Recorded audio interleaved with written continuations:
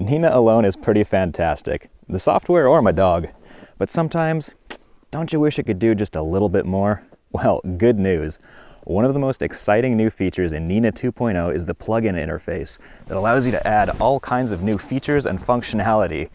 In this video series, I want to give just a quick snapshot of what each of these plugins does and how you can use them.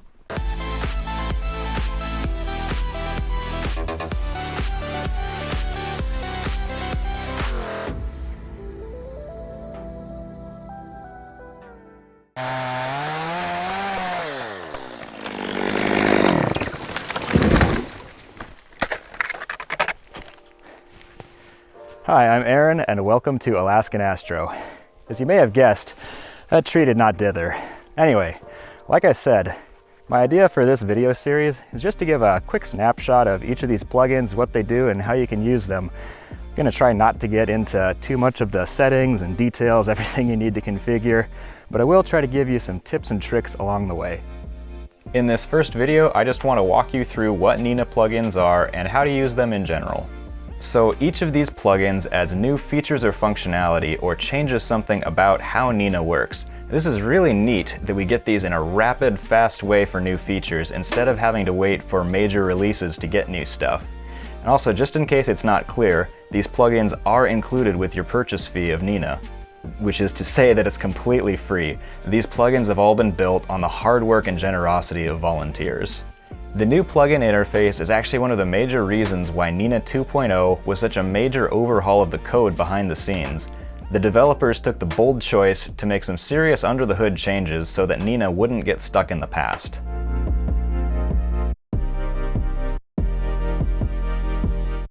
Okay, so let's talk about how you actually get these plugins. So first off, you need to be running Nina 2.0, which as of this video is still technically in beta, but it is very stable. And at some point soon, it's going to become the main stable release that everybody's running. So for now, you need to go to the Nina website and download the beta download, or within Nina, you can go to Options, General, and change your auto update source from release to beta, and then just restart, install, and you'll be good to go. So once you've got that done, you're going to see a shiny new tab called Plugins. If you click that and click Available, you're going to see basically a little app store of all the available plugins right now. Now, if you're watching this before 2.0 is the official stable release, you've been lazy about keeping your beta updated, you're only going to see plugins that will work with your version, which is actually a really nice attention to detail from the developers to prevent you from breaking anything. So otherwise, this is pretty dead simple. You just look through for any plugins that you might want, and then you click Install, and then it's probably going to require you to restart Nina after it finishes downloading. Keeping your plugins up to date is also really easy. Right when you start up Nina, you're going to see a little notification down here where it says plugins with a little number of how many plugins have an update available. And you just click the Update All button, wait for it to take care of its thing, restart Nina, and that's pretty much it. Now, there does also exist the ability to manually install custom plugins in the app data folder, but I assume if you're testing somebody's custom plugin that you already know how to do that, so we won't get into that.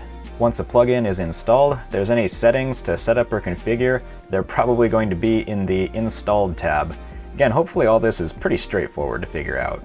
The other two places you're going to see plugins is either in the Sequencer or in the Imaging tab. If you're in the Sequencer, it's just going to show up as a new instruction that you add like anything else, or as the plugin tells you to. If you're in the Imaging tab, it's just going to be a new dockable window that you can move wherever you want, and it should show up in the top bar as well.